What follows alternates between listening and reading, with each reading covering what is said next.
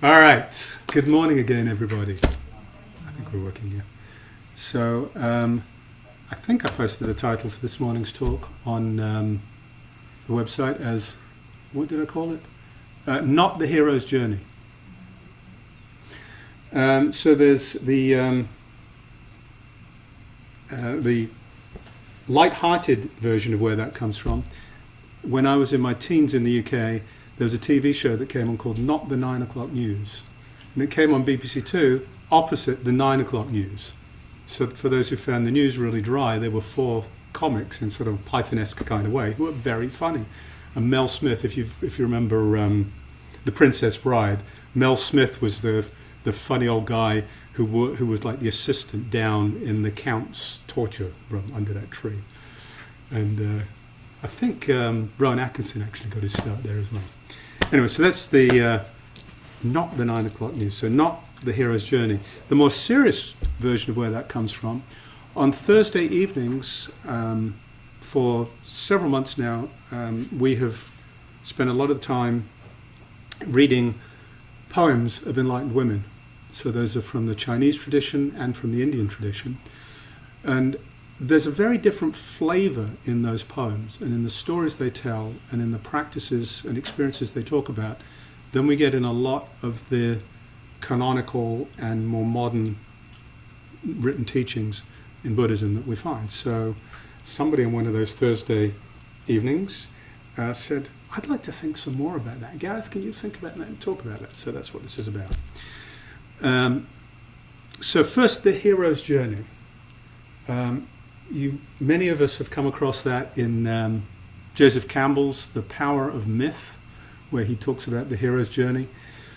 And there's something very wonderful and heroic about the whole thing, right? It's this idea of this voyage of discovery, going out and conquering demons, only they're metaphors for our own demons, and then we come home to who we really are. But the language around it is very combative. The word warrior is used a lot, and it's used in a lot of traditions. I've spent some time reading around in the Toltec tradition as well. And the word warrior is used very dominantly in that tradition. So this is the story that we're presented with, this grit your teeth and really push hard and fight to conquer your mind. And it's the same language as a battle against cancer or the war on drugs. You can't fight cancer. It's part of who you are. Right? I mean, I'm not saying we shouldn't try and heal ourselves of cancer and become vibrant, healthy beings. But the language is troublesome language in that context. And it creates this dichotomy. So there's a number of stories that come out of these, or that support these female poems. And if you're interested in it, the books that I'm using are both written, the titles are out there on the Thursday evening thing. But there's a book by Susan Murcott, which is wonderful. And it's her translation and commentary on the stories of the elder women, the Therigatha, thank you, which is this ancient set of poems out of the Buddhist tradition. And she brings in the stories of the women, which are out of the old commentaries. Mostly, I think, out of Buddhaghosa's commentaries, but they're the stories of these women's lives and how they came to be where they are. And she does a lovely job of the stories and assembling them and creating some coherence in the whole thing. It's really wonderful. A couple of the stories that may be familiar to you. Pattakara was one of the first generation of female monastics in the Buddhist tradition. And her story, in very simple terms, she, against her parents' will, left home to marry a young man. They went off, had a couple of children. A couple of times she made putative journeys home to abort them and go back. Then her husband died. So she's got these 2 young kids, maybe picking ages like 6 months and 3 years maybe. So she's got these 2 young kids, and she decides she needs to go home to her parents. So she starts this trek home across dangerous terrain, right? Terribly dangerous terrain, particularly for a woman. And she comes to this river that she has to cross. So she can't take both her kids across. So she swims across with one, with the infant first, and leaves the infant on the bank while she goes back to get the second kid. And while she's on the bank picking up the second kid, she sees an eagle swoop down and pick up the first kid. So she's just distraught. So she swims across with the second kid, and I can't remember what happens in the middle of the water, but there's like a torrent or an alligator or something, and she loses the second child in the stream. And so she gets across the stream. She's lost everything. And she bumps into the Buddha, and she accepts it. He tells her to calm her mind. He tells her to collect herself. And she does, and she realizes the wisdom that's there. And the second one is Kisagatami, which I suspect most of you know this story. Kisagatami is a longer story, but the culmination is her child dies, and her infant child dies, and she comes wailing to the Buddha, who is this miracle worker, as told at the time, with the infant in her hands and in her arms, and says, Buddha, you're a miracle worker. Could you bring my child back? And he says, if you go to a household that has not experienced death and remove a mustard seed from that household, I'll bring your child back. So of course it doesn't take her too many knocks on doors to figure out there ain't such a household. And again, she gets the point when she comes back. So those are definitely not classical hero's journeys, or heroine's journeys in this case. No, hero's journeys. And they both result in deep insight and in stream entry and moving deeply into the path and ultimately awakening. So what is the difference here we're talking about? Well, there's a so let's talk about what the Buddha actually taught, because I think these are the same thing. They're the same but different. I mean, they're not the same, but they're not different, really. The Buddha taught basically freedom from suffering. I teach two things: suffering and the end of suffering. And the end of suffering is incredibly simple.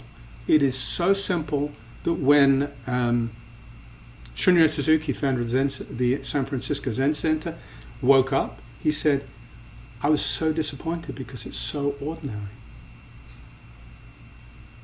Now, it's not ordinary as in walk down the street, it's just the grocery store or something. I mean, it's profoundly different than what we experience sitting around here now. But it is incredibly ordinary because it's just the way things are. The end of suffering happens simply when we realize what suffering is. And I should pause a minute because I actually don't like the word suffering. The word is dukkha.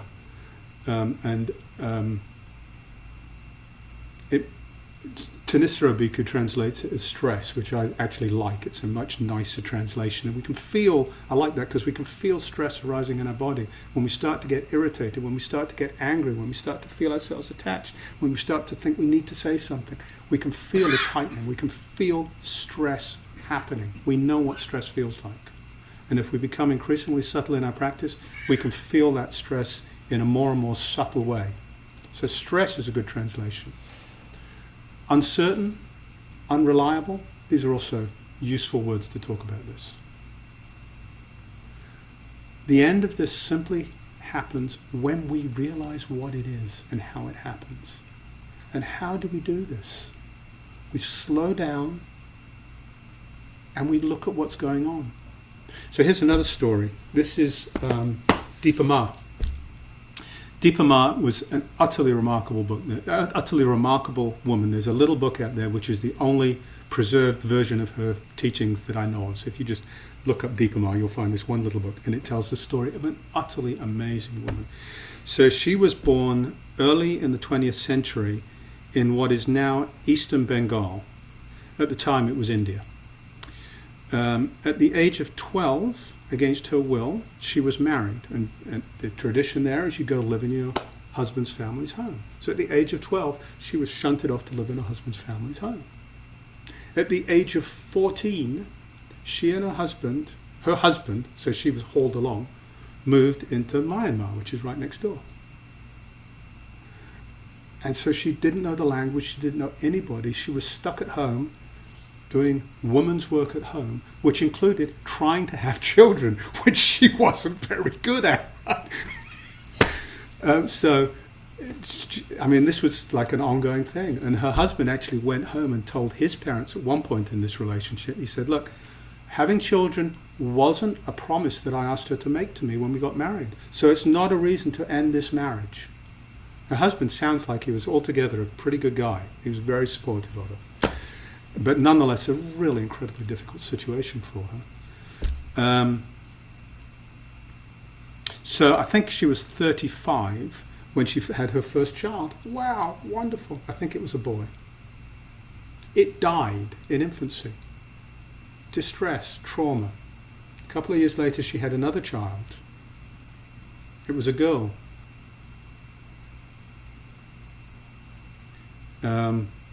Called Deepa, I believe. I think I'm getting that the right way around. So that was wonderful. And then a couple of years later, she had another child, another boy. It died, and she was so depressed. She fell into such a morass that her husband, I mean, this was all just so stressful for her husband. So within a year, her husband came home from work one day and said, I'm not feeling well. And within hours, he died of a heart attack. So then she remembered something, and she'd studied Buddhist teachings, and she remembered something, and it's a poem out of the Dhammapada, and it goes roughly, clinging to that which is dear brings grief. Clinging to that which is dear brings fear. When there is no clinging to that which is dear, there is no grief or fear. So that just clicked with her. And she thought, I've got to learn to meditate. And so she did. She woke up very quickly and became an utterly, utterly remarkable teacher. Inspirational for so many people, including so many people who went across and then came back and brought Buddhism to this country. So the common thread in those three stories, Patakara, Kisakatami, and Deepa Ma, they experienced deep, deep, deep love, deep intimacy in the most beautiful way. And then they had that taken away. They had the object of that love taken away. The most profound grief. And when they encountered the teaching, it was a teaching that simply gave them the promise to bring an end to the grief. And their entry into the teaching wasn't to go on a hero's journey. It was to stop and study the mind. It was to stop and see those children.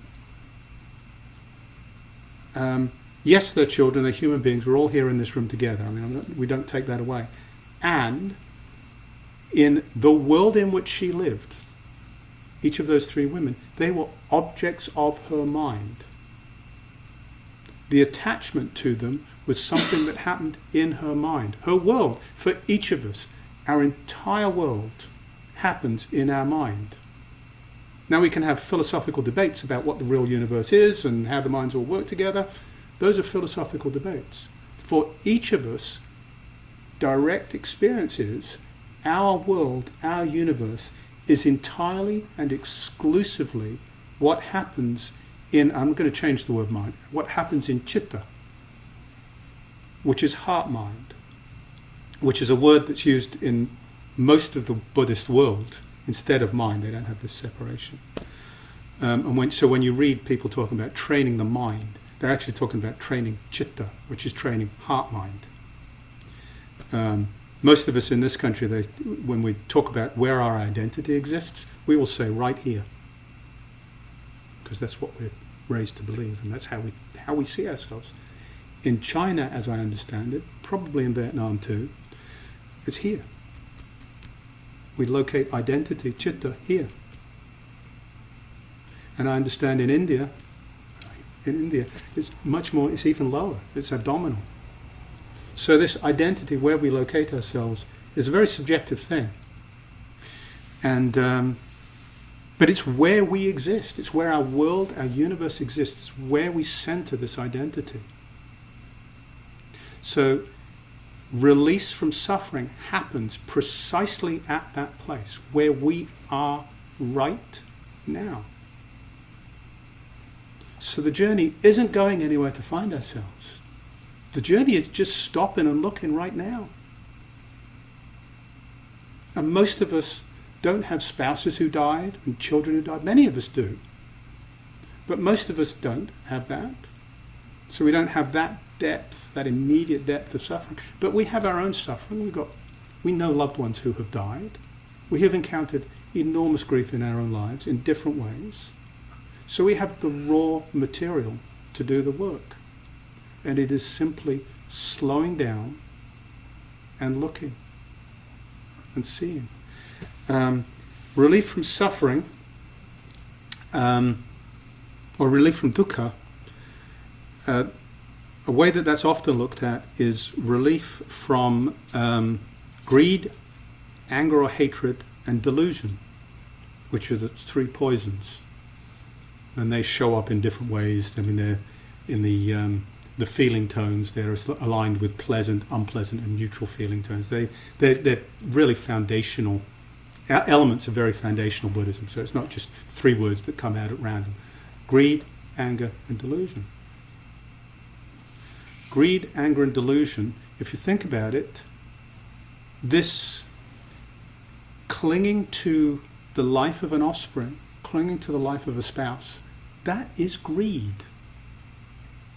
If we really look deeply at what's going on inside, our grief is about it's about my world. It's about what's going on in here, about that event. It's a greed for something that's been taken from me. It's not here now, so I want it back. It's greed. That could show up as resentment for the loss of the child. This is something that's been taken from me. How dare this happen? This is wrong. That's a form of anger. It lines up with that negative feeling tone of anger. That's just greed, anger, and delusion. And when we look at the middle way, in the Dhammacakkappavattana, is that right? Close. This turning the wheel of the Dharma, the first sutta. The Buddha, he talks about it several times, but that's the first teaching, and it shows up there. It says, avoiding the extremes. So one extreme is self-gratification. Self-gratification will be, I've got this wonderful spouse, I've got these wonderful children, my life is just peachy, I'm really enjoying this, I want to hold on to that. That's self-gratification. The other extreme is self-mortification. Oh, woe is me, it's all been taken from me. And the words used there are grief, grief, lamentation, sorrow, grief, lamentation, pain, and despair, I think it is. And that's what we experience when loved ones are taken away and we steer there. So the middle way is being aware, paying attention right now, seeing what's going on right here, objects of the mind, what's going on right here, right now. And if there's any thread of attachment to something that's nice, let go of it. It's not saying don't let that happen. The flowers are gorgeous, just gorgeous. Thank you. But they're not going to be gorgeous in a couple of weeks. Get over it, right? Enjoy it, but don't hold on to it.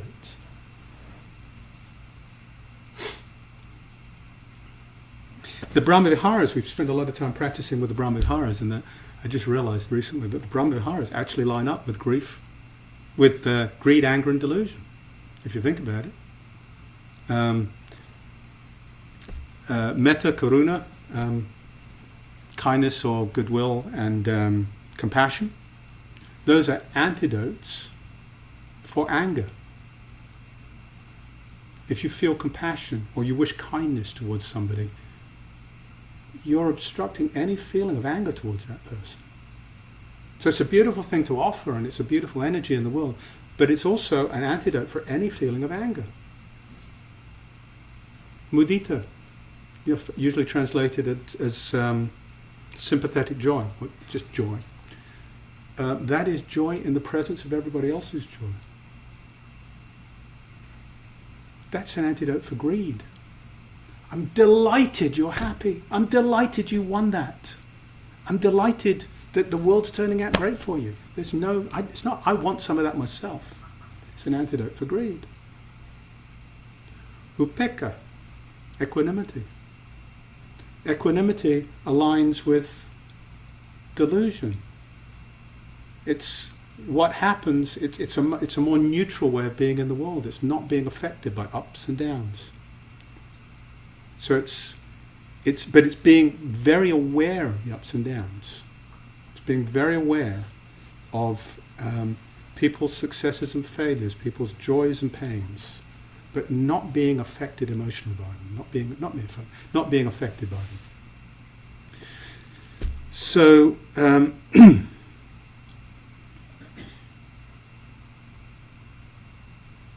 so I think if we get back to the heart of the Buddha's teachings and what he was really teaching us about, then the idea of the hero's journey or the not the hero's journey show up in a different light.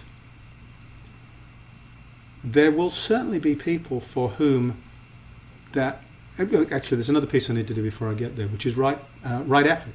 One of the noble steps in the Noble Eightfold Path is right effort. So each of us finds for ourselves what that right effort will be, right?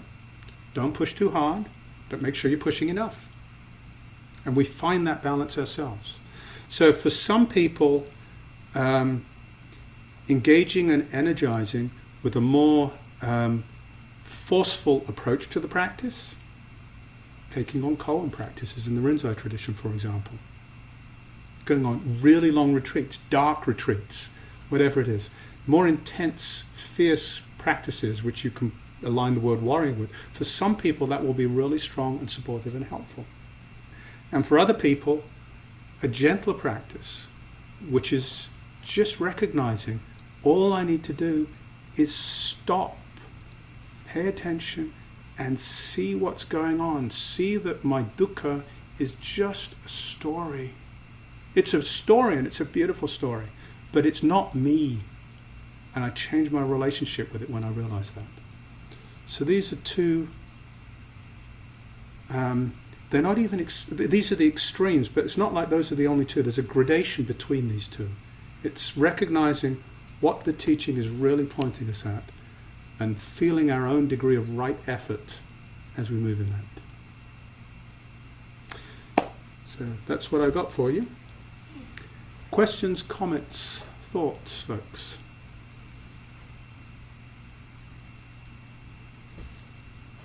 Winnie. From those stories where they're supposed to be heroes, it sounds like they just gave up. What? And they just accepted. They just gave up and just accepted their situation as compared to being a hero. Yes, thank you. That's actually a really... So there is probably the second largest faith in the world, Islam. Comes from swum, the root, which means peace. It also means surrender. So in a very important way, yes, there is a deep level of acceptance. So a phrase I like to use is, suffering is the gap between the way things are and the way we want them to be. Give up on wanting them to be different. So giving up has a negative connotation, but acceptance points in the same direction, and it's got a different valence. It's like acceptance, I can accept this and be in this and recognize, fully accept it. And when I fully accept it, it's not tolerance. There's something really beautiful about full acceptance. Does that distinction make sense? A little bit. Yeah, for me, lately, I feel a lot better about my practice. I recently started earlier in the morning and trying to put in some work. So I think I'm starting to, gain the interest of that work. It's for me, work is an incredible stressor. Yeah. And you. You talk about stress. That's really what it boils down to for me. And I think I'm starting to, get the interest of that work. It's for me, work is an incredible stressor. And for me, work is an incredible stressor. You talk about stress. That's really what it boils down to for me. And, you know, at the same token, there's always this idea, oh, you have to be positive, you have to think positive thoughts, and it will all be nice. I was never in my life able to master that. Positive thinking is just not in my DNA. So what I'm coming up with is, well, if I cannot think positive, at least maybe I cannot think about it at all.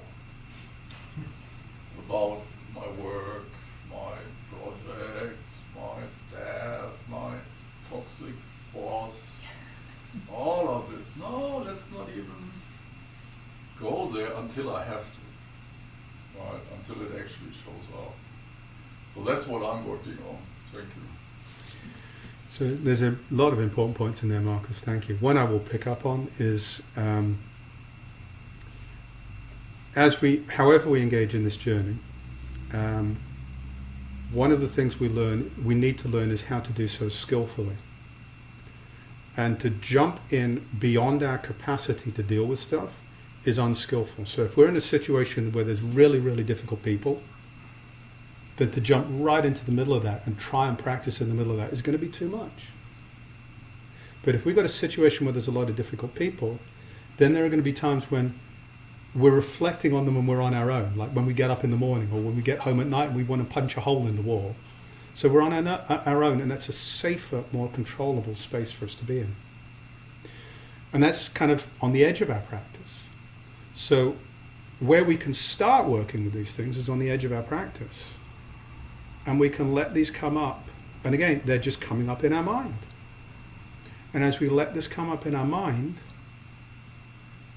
really trying to see what's going on and try and see the clinging happening. What's happening? Something happens, and there's a reaching out and a grabbing. There's a mental reaching out and grabbing. And then the other hand comes, and then you hold it in, and then you find a few more bits and you get them, and you just build this great big mass of nonsense. It's called papancha, it's the proliferation. But it happens when we reach out and we make that first grab and pull it in. And when we're in the middle of this crowd, all these difficult people, it's too difficult. It happens too fast. You fall and you hit the ground. Drop out the top of the tree and you hit the ground before anything's happened, before you see anything. But in that slower space, you can start to see that grabbing. And once you start to see it, you can manage it better on the edges, and you can let the edges creep in a little bit. And over time, capacity changes. So I'm sorry, I don't know your name at the back. Oh, Sarah. Sarah, and then Anand, you after Sarah. And then Natalie after that. And then we'll go to Zoom because I need to really look and see. Sarah, please. Yes, thank you. My first time sitting here, so thanks for having me. Yeah, thank you for the talk. In many ways, this is sort of the heart of my practice. I have always been kind of an ambitious person, and now in my work, I'm an entrepreneur, and when I do client work, it's marketing. So it's always just like pushing effort. Yep. And, I think in one way, this is why I needed Zen, right? Just to counter this part of me. But it's interesting. I also am a writer, so it's interesting to sort of reframe the hero's journey in this way. Because I do feel like my own journey in some ways has just been to stop being driven by the external and be driven by the internal, which does feel like a hero's journey in and of itself. But you've given me a lot to think about, and I just want to say thank you for that. Thank you. Anand. Yeah, thank you, Garrett. I see the hero's journey as the sudden awakening versus the gradual, right, the regular practice. I see a lot of times the deep suffering, that shock, Yes. is the one which connects to the experiences you shared, right? So that I don't know, is that good or not? Yeah, it just Right? is. So not everyone will have that experiences. Yeah. That big loss that like extreme situations that also give an opportunity to see that when you are open, right? But the regular practice, the gradual the practice we do for most of the people, it's about taking the opportunity of every situation and looking into that, right? No, I think what Marcus said is, there is something you don't want to see. That means you're losing an opportunity to see that, I'm actually doing started this taking dharma work. So before I was also same thing, oh, this is crap, I don't want to deal with it, just do that. And then but that is where I spend most of the time, so I thought like, okay, let's look at that and try to face it and try to take each of that opportunity to look at, and it becomes a practice. I think it helps to practice and see that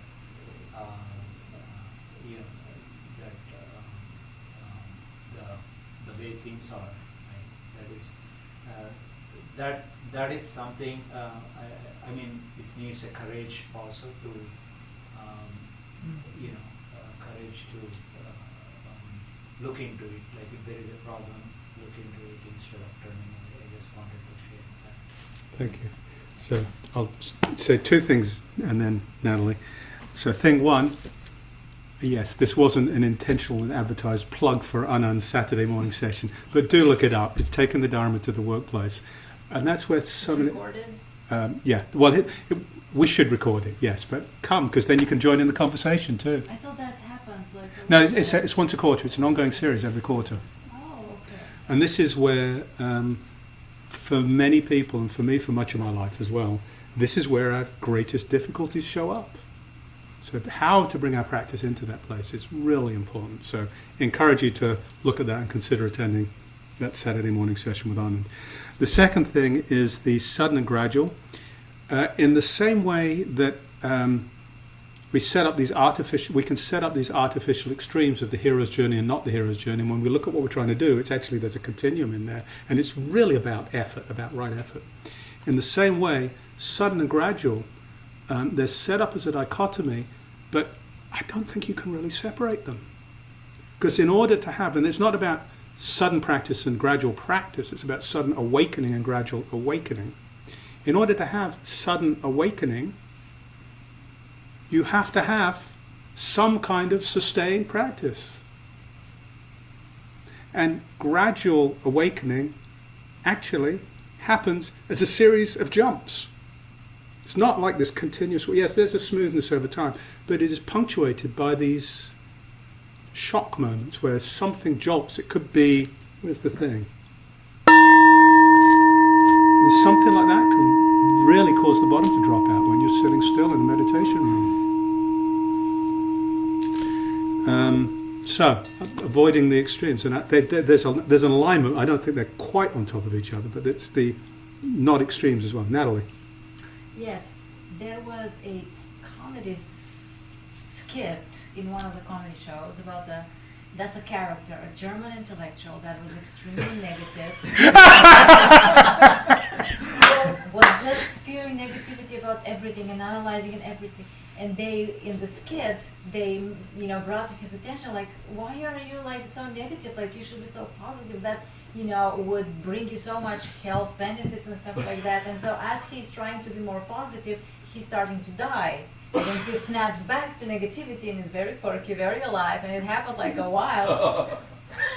So this is basically to bring back to the idea of heroism and how, like biologically, we are more incentivized to focus on negative stuff because to expect negative stuff because it would protect us more. We take precautions, measures, and we protect ourselves. And as this happens, the mind continues to dwell on the negative. And so this movement about substituting the negative dwelling with a positive dwelling, which is very unrealistic, and for people, like you said, who have cancer or some other, heavy illness, this constant pressure, not only to deal with that, but to be positive, to fight it, to be like a warrior, and that is really draining. And so what I think is coming out from the whole discussion here is instead of trying to substitute negativity with positivity, which is, just so draining, why not just, calm the mind down, and so the negativity stops for a while. At first, maybe just during meditation. Negitation. Yeah, it could be meditation.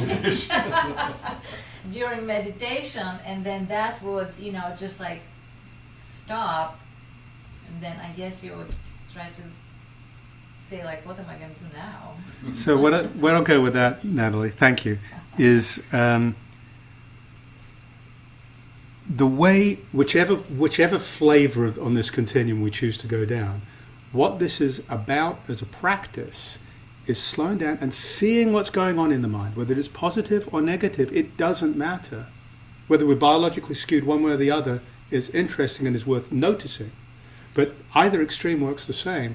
If we find ourselves skewing to getting attached to negativity or attached to positivity, we're doing the same thing in our mind. And we can feel physiologically, you can start, as you start settling down, you can feel fabrication, you can feel construction, you can feel creation, becoming and birth starting to happen by virtue of shifting into these particular thought patterns, shifting into an acknowledged thought pattern like that and allowing yourself to identify with it starts this whole path of becoming, birth, papancha, fabrication. You can feel it start to happen. And as you say, it's draining.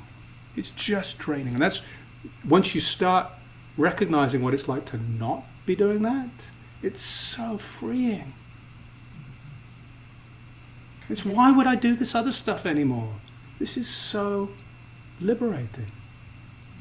Beth shared with us previously that after a while, after a few years of sitting, she just got tired of all that stuff that the brain is creating, and then it made it so easy to just stop. Just, you recognize it's just tiring.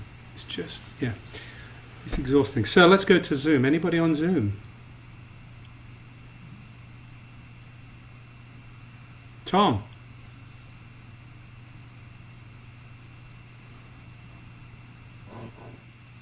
I need to apologize. Can you all hear me okay? Yes, we got you. I moved out on the porch. Between sitting on my cushion and coming out on the porch, two people accosted me. And it has to do with what you're talking about. One of them called to tell me how much he hated Trump. And my wife caught me before I opened the door to the porch to tell me how much she hated Trump. I'm not sure exactly what I should have done, but it sounds to me like you've given me some good ideas for letting go of my reaction. And it's, yes. So there's two things on that, Tom. Thank you, because that is exactly what happens to us all day long. Somebody says they hate Trump, and somebody says they love Trump, and it's just teeing up reaction. The first is to recognize what's happening when that lands, and not to react out of that area of stress. If you feel stress, if you feel conditioning, if you feel tightening, if you feel suffering, whatever you want to call it, arising, to stop and not react out of that. And every time I did it yesterday, it wasn't a big deal, but it's on the edge. It's like I said something and I knew better. Nobody noticed and nobody got upset, but it's just something I shouldn't have said because there was this arising. So when you feel that, there's no need to react. Stop right there. And then the second thing is, once you've reacted, okay, it's done. Is there something I can learn from that? If there is, great, let me learn from that and be more skillful in the future. But if there's not, let's just move on, let it go. Because it's not here and now. Thank you. Time for one last comment, question, whatever, anybody. Zoom if there's anybody there. Kaylee.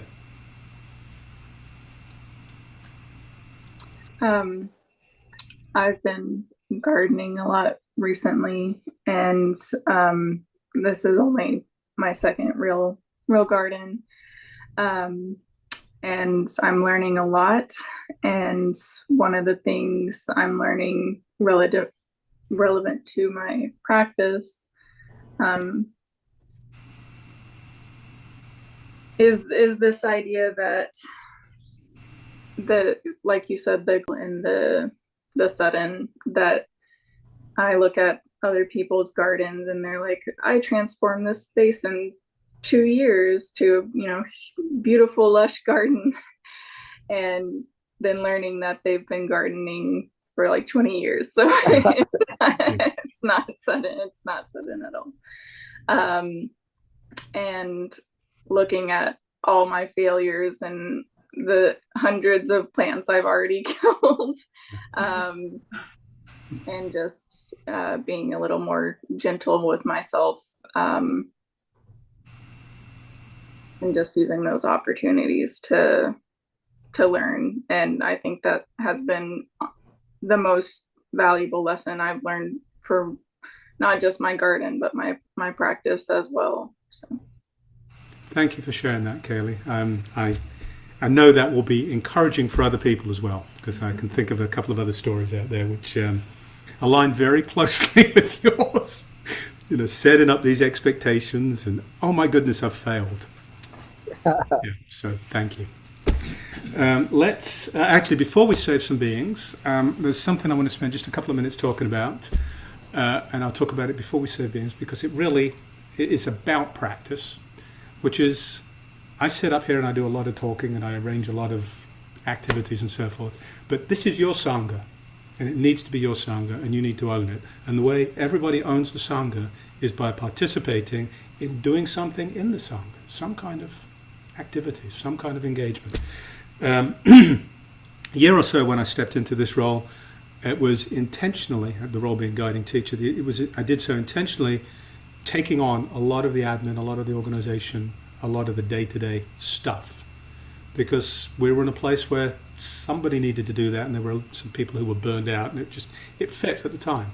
But we've moved on from that, and there's 12, 13, there's 25 of you here right now. Wow. So there's a lot of people, and I know many of you would love to do stuff to help, and I would love to have you do stuff to help, both for yourselves and for the Sangha, and also, frankly, to take stuff off my shoulders. So Kevin, who I think Kevin's on Zoom right here, wave Kevin, yeah. Kevin and I have had a number of conversations, and Kevin and I will be working very closely together over the next few weeks, trying to figure out how to move into a world where people are actually doing, stepping in. And I don't want to create some kind of formal structure where we have lists here and sign-ups and people are calling you when you didn't show up, because that just becomes... But something that's very open and allows people to volunteer and to help, but does so in a coordinated way. So 4 examples would be flowers, beautiful flowers. And now people start to see beautiful flowers and say, oh, I'll bring in flowers next week. I think 3 lots. It's wonderful, wonderful. But we don't want to have like 5 bunches of flowers show up 1 week and then none for 2 months, because everybody said, well, why do I bother? So some way of coordinating that. Similarly, the tea. Thank you. The same people always make the tea. It's Anand, Solomon, and Beth. Right? So again, and it's because you see somebody doing it, it's happening, so that's okay. But finding a way, because I know other people I'm sure would love to do that. So finding a way to share these around. And then there are things like there's a newsletter that I put out every month, and I would love to have somebody step in and do that. Because that's the way you figure out what's going on, you connect with people. These are beautiful ways to help out. So as I say, there'll be more about this. But if you have thoughts on areas you would like to volunteer, thoughts about how to manage that, thoughts about what things we might do, things you would like to do, please just reach out, talk to me. And Kevin and I will be reaching out and talking to all of you over the next few weeks. Well, I can't promise we'll reach out and talk to all of you. But if we don't, and you would like to talk, please connect with one of us, and we would love to talk. So Natalie and I have talked about cultural events. And then another thing, I've got a list of like 6 or 8 movies Katie, is Katie still around? Yes, Katie's there. Katie mentioned a movie just yesterday, and it's a perfect movie. And we've got a perfect way of doing movie night in here, and a microwave to do popcorn. So there's a Friday night once every month or two. Wouldn't that be nice? But it needs somebody to say, I'm going to make that happen. Anyway, so more of that later, but please do reach out to Kevin or I if you have thoughts or would like to engage in that conversation as we're in the early stages of this. Let's save some beings, which is on the inside back cover of your chart card.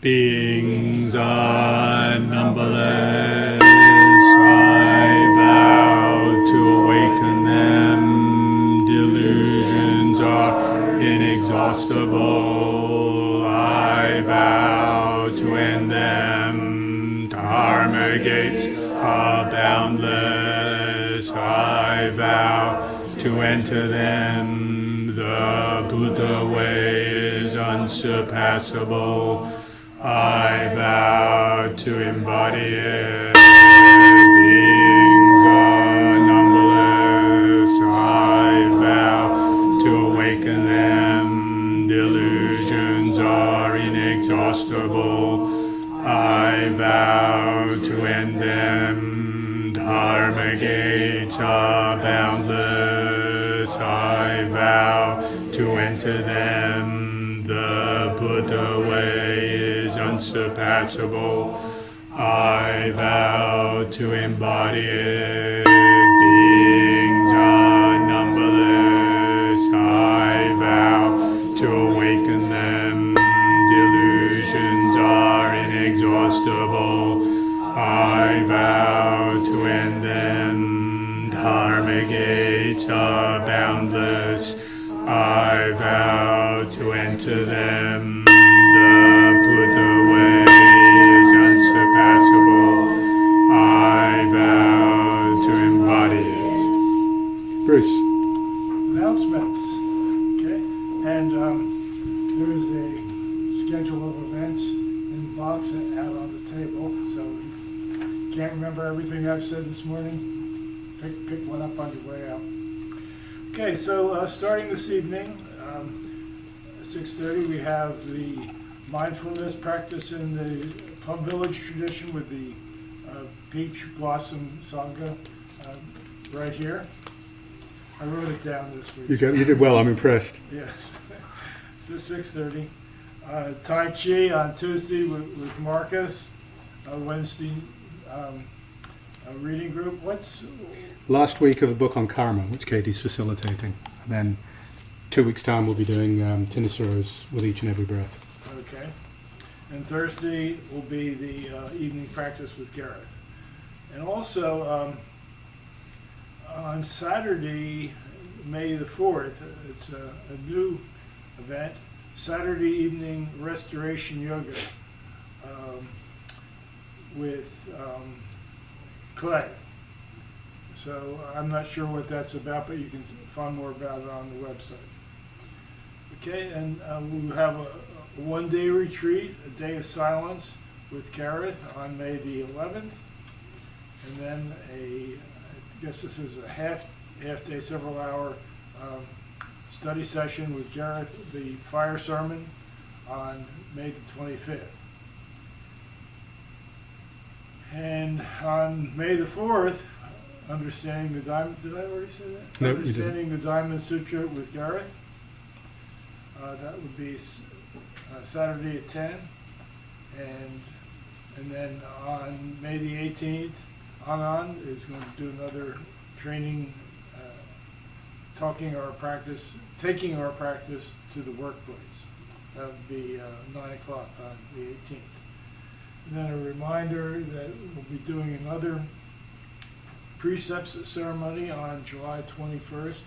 Gareth will be charge of that. There is some preliminary work before that, so please contact Gareth if you're interested in receiving the precepts. Anyone have anything else? Real quick, the women's circle's meeting this afternoon from 1 to 2:30 on Zoom, so anybody that identifies as a woman is welcome to be there with us. It's the regular connection. Okay. And just a reminder, there's a donor basket by the door for cash donations, and also a QR code that you can use for PayPal donations, and of course on the website. Thank you, Bruce. May you have every good blessing by the power of all the Buddhas, by the power of all the Dharma, by the power of all the Sangha. May you ever be well. Wonderful to see everybody today. Beautiful day, beautiful people. Thank you. Bye-bye, Zoom. Lunch. How many people are going for lunch? Sarah, what we do